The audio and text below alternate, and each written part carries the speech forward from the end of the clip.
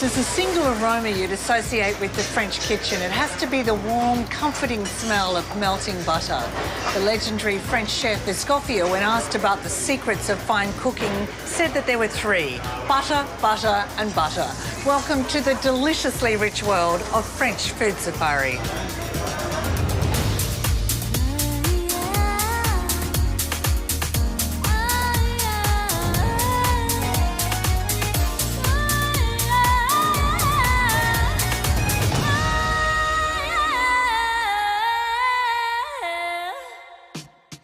In this French safari, the delights of the bistro, the delicious simplicity of steak tartare, butter, France's cherished ingredient. A Normandy chef shares a favourite seafood recipe, the flavours of the south in salad niçoise, and clafoutis with plump summer cherries and the best vanilla ice cream.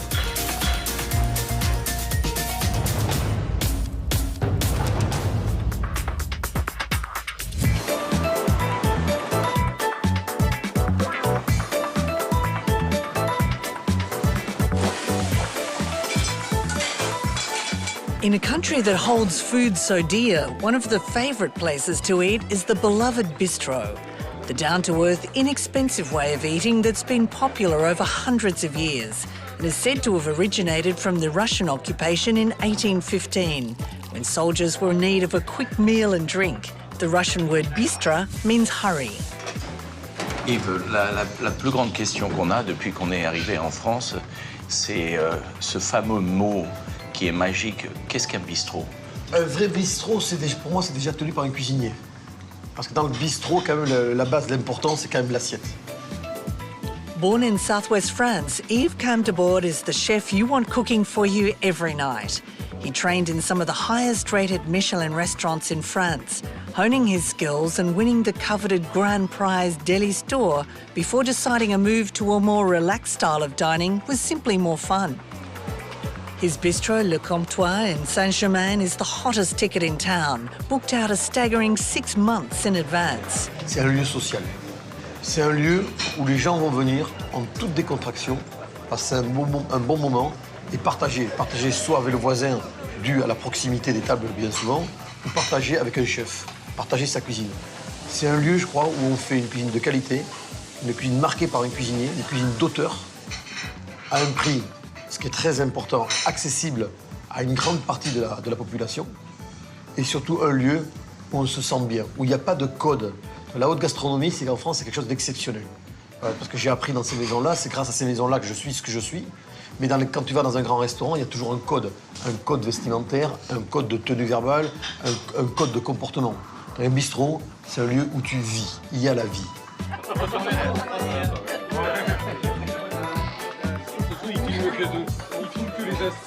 Et je pense qu'une génération de cuisiniers, dont j'en fais partie, avec Christian Etchebest, Rodolphe Paquin, Iñaki, on a voulu continuer notre passion, continuer notre métier, mais sans cette pression excessive que la haute gastronomie nous impose.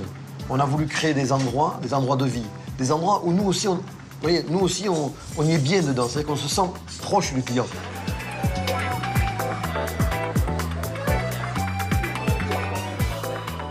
Many great dishes are said to have been created in bistros, including the classic steak frit, many incarnations of pan-fried fish, golden roast chicken, and steak tartare. Steak tartare uses raw, finely minced or diced beef served with onion, capers, seasonings, and often an egg yolk, and is said to have originated with the Tatar people of Central Asia, the dish introduced to Paris by the Russians who occupied in the early 19th century. I love it. If I go to a bistro, and it's the biggest compliment you can make to a bistro is to order the steak tartare, meaning you trust them with the quality of the meat.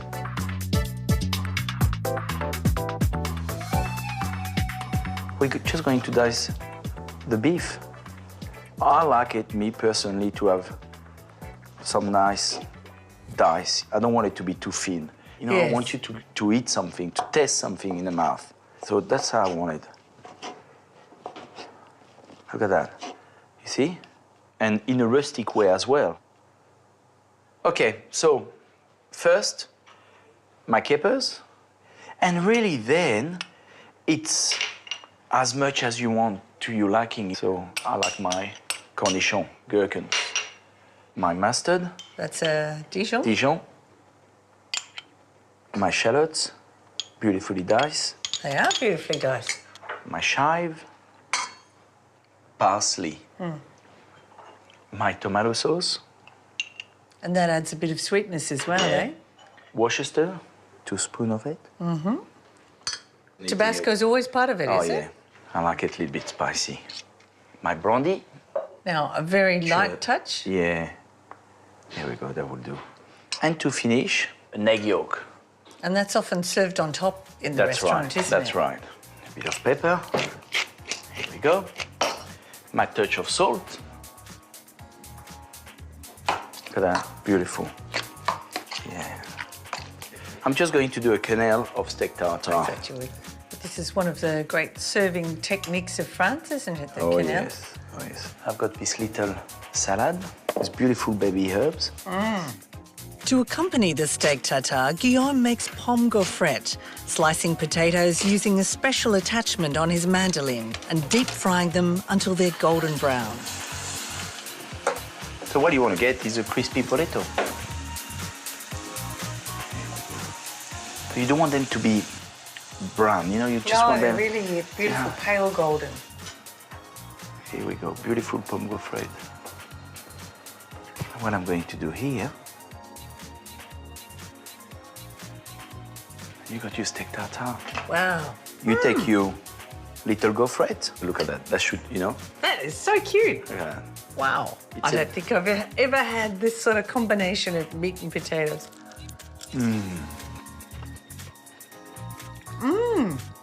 I love the little crunchy mat that it comes on. Yeah, man. And that's a really good combination Yeah. of flavours.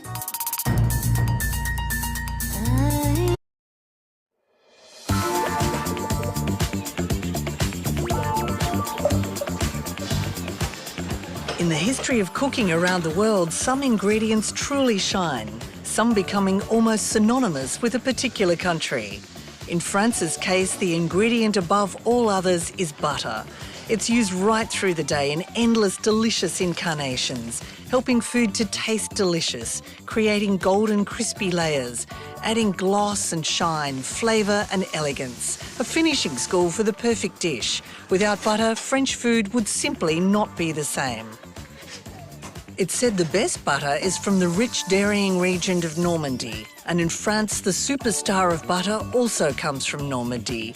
He's Jean-Yves Baudier, an artisan butter maker acclaimed throughout the country. La relation du Français avec le beurre, c'est une intimité depuis le matin jusqu'au soir. Le matin parce que au petit déjeuner, c'est le moment de la tartine qui va croustiller avec le beurre qui fond gentiment dessus. C'est le démarrage de la journée, donc il faut que ce soit le meilleur possible. C'est encore intime dans la cuisine puisque le beurre, c'est un sublimateur, un fixateur de saveurs. Le beurre est le buvard de la nature. Et donc là, nous avons combien en kilos? On a, Là, on a 5 kilos. on a 5 kilos. 5 kilos et ça représente 110 litres de lait puisque 110 litres de lait 110 pour litres de 5 lait. kilos de et beurre. oui, puisque pour faire un kilo de beurre, il faut 22 litres de lait. Mais quel pourcentage de sel dans votre Alors beurre? là, on est à 2,8. 2,8, c'est-à-dire que pour 100 kilos de beurre, on met 2,8 kg de sel. De sel. Alors la fleur de sel, c'est un produit exceptionnel, c'est très intéressant.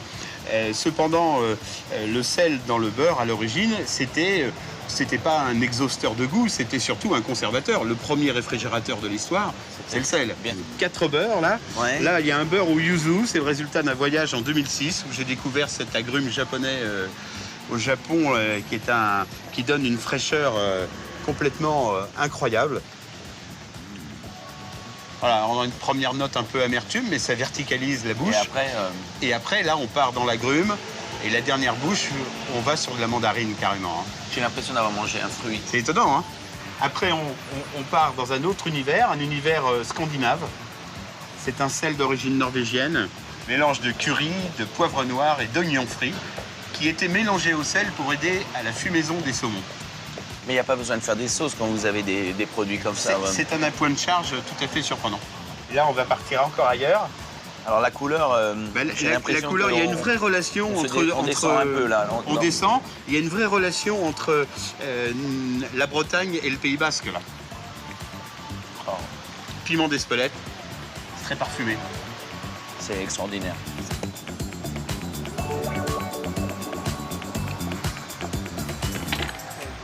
Embauché. Ah, merci Jean-Yves. Voilà.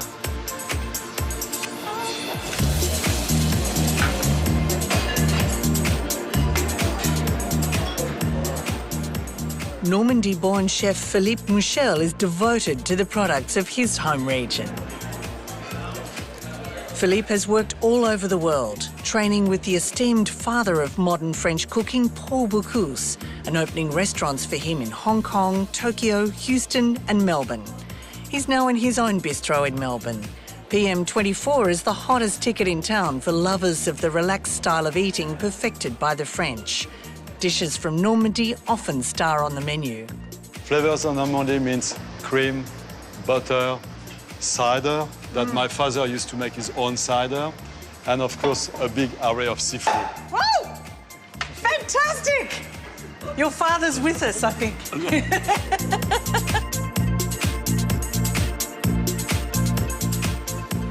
The butter from Normandy, you really can taste the difference. So we use a little bit of, I always say a little bit, it's never a little bit. But. So we start by doing the fumé.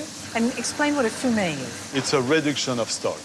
So butter, onion, try not to get any color, some John Dory bones, and then you add the Normandy champagne, Beautiful.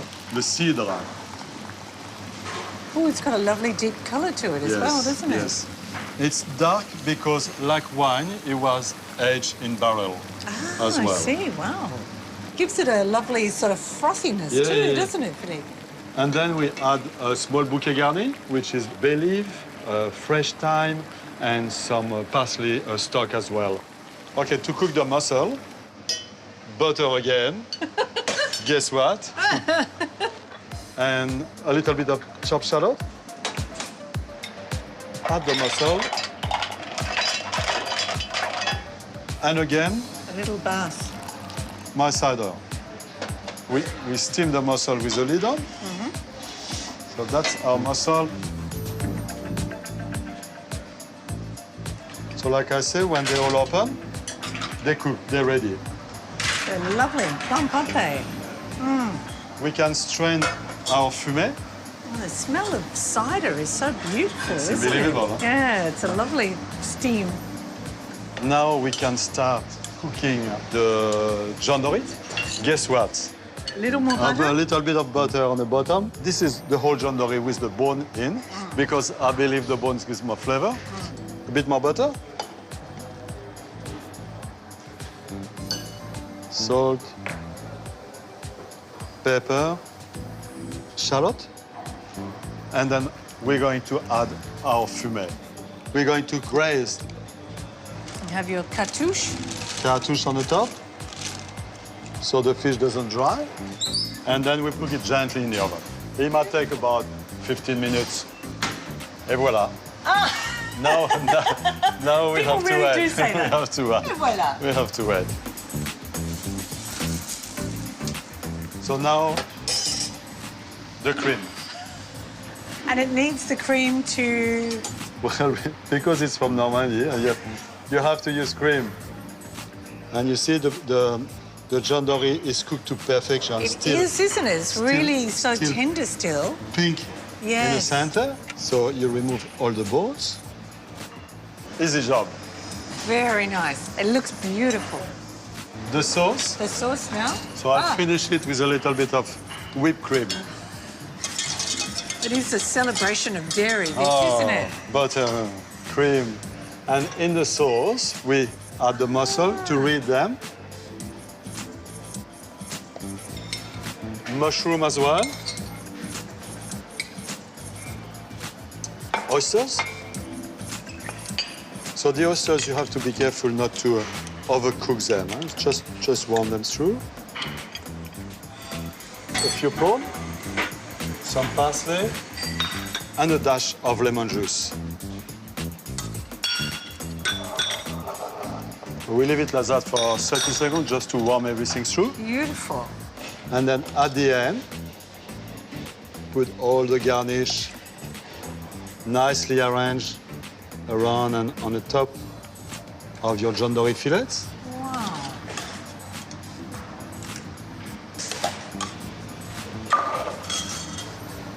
Voila, Mike.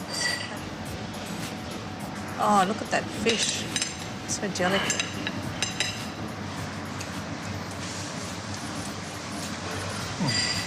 Oh, I love that. It's so exquisite, elegant and divine.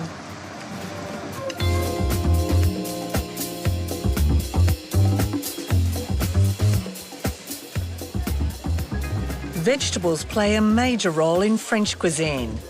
More than any other type of produce, they ring in the seasons. Their natural flavour, when they're at their best, immortalised into many classic dishes.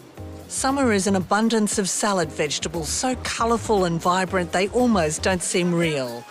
And in autumn, root vegetables and many types of mushrooms rule. So Guillaume, mushroom heaven, eh? And look at that beautiful trumpet. Extraordinary. What would you do with them? Just blanch, a touch of vegetable stock, shallots, touch of butter, beautiful. Sounds great. And these look like beautiful Desiree beautiful. potatoes, actually. Yeah, they're champignons de Paris. The most famous one come from Orléans. Orléans got huge cave of mushroom. Wow. So you got the brown one, and you got the white one. How beautiful is that? It's a beautiful white mushroom. What are these? Marraine. Marraine. They're little mushroom. You don't want to do too much to them. They're very fragile. In a pan, touch of butter, garlic, parsley, and up you go. And this is one of my favorite mushrooms of my childhood. They're so this pretty. This is Pale called grey. a pleurote.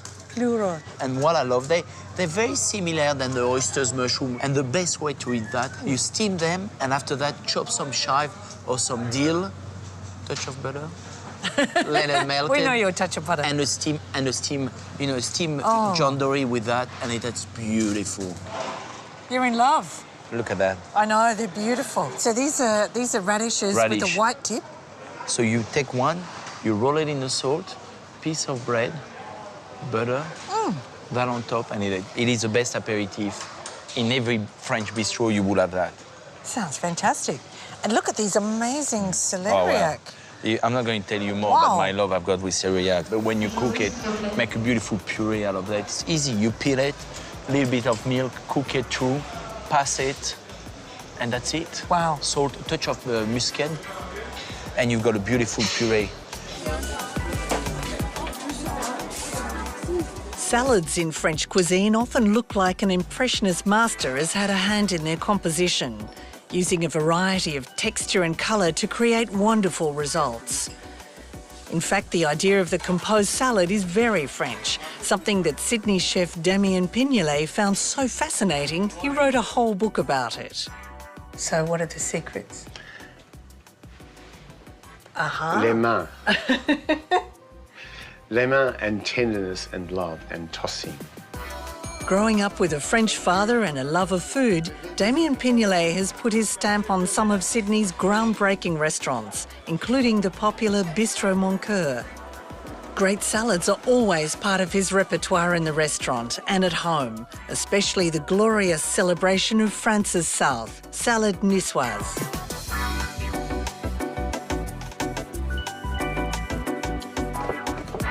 Damien starts by slicing green capsicums and 4 types of sweet, juicy tomatoes, chopping Spanish anchovies, and some hard-boiled organic eggs. That's looking so colourful too. But wait. Not finished yet. Okay. He adds sliced cucumber, a good scattering of olives, sliced spring onions, and his favourite canned tuna. Tell me why it needs to be canned tuna. Because it's absorbed so much oil during the preserving process, and more importantly, watch how it flakes. So you want those You want this to flakes. break all up. You don't want chunks of tuna. God, it smells so good. So this really is a sort of salad meal rather than a salad. Absolutely.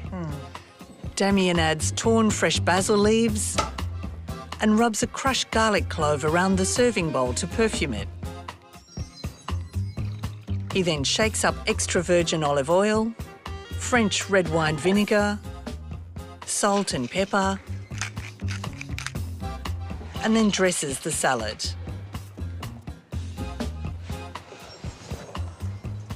So, describe the action. Caressing is the only word.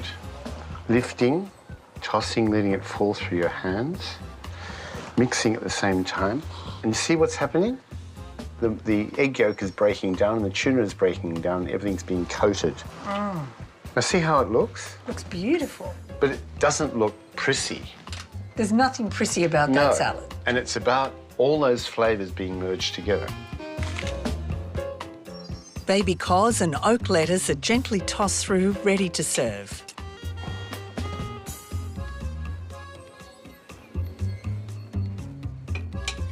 Et voilà, madame. Thank you so much. Welcome. Bon appétit. Thank you. This looks beautiful. Yum.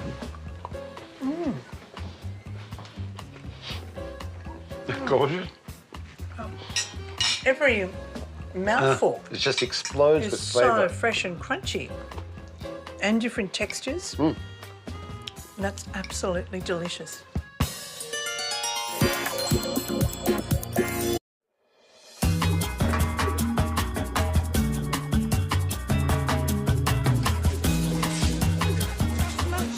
The best fruits in season often take centre stage when it comes to dessert, starring on top of tarts and pastries, cakes and flans. Some fruits so delicious they have desserts dedicated to them. Clafoutis is the perfect way to highlight the best summer cherries. It originated in the Limousin region where many homes had black cherry trees. I love clafoutis. I think that's clafoutis it's a tart? traditional. Yeah. Yeah, I think it's a flan. You know, it's a baked flan.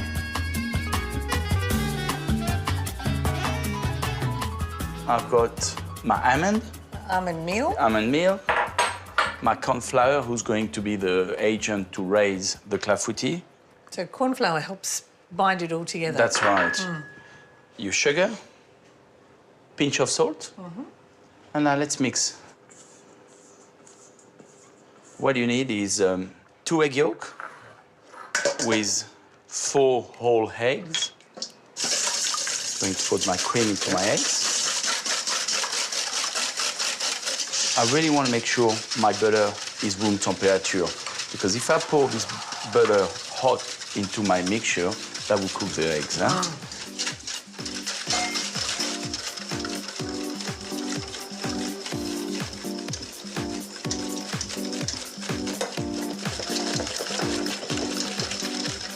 Just going to put a little bit of butter so they don't stick.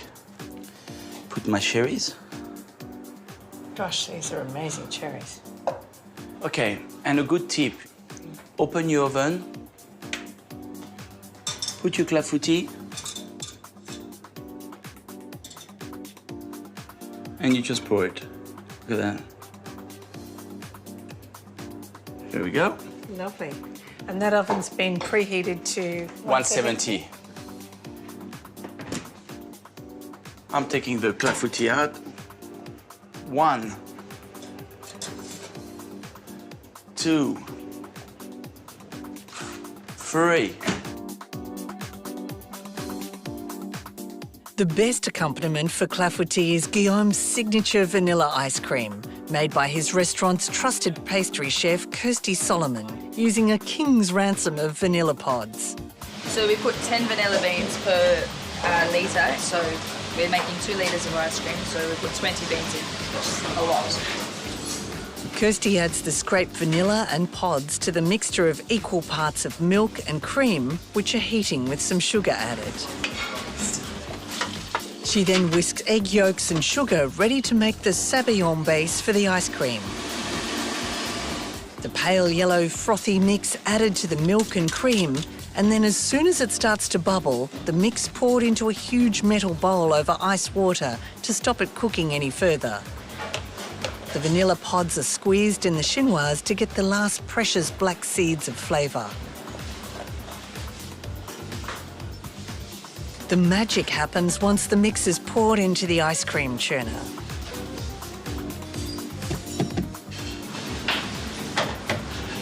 I set a timer, so this will take about 9 minutes. till you make ice cream? Yep.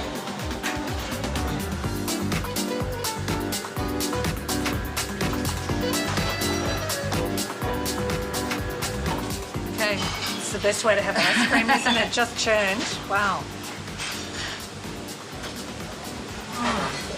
Many chefs will say this is the last thing that they'll eat before they die. A lot of chefs say delicious. Delicious.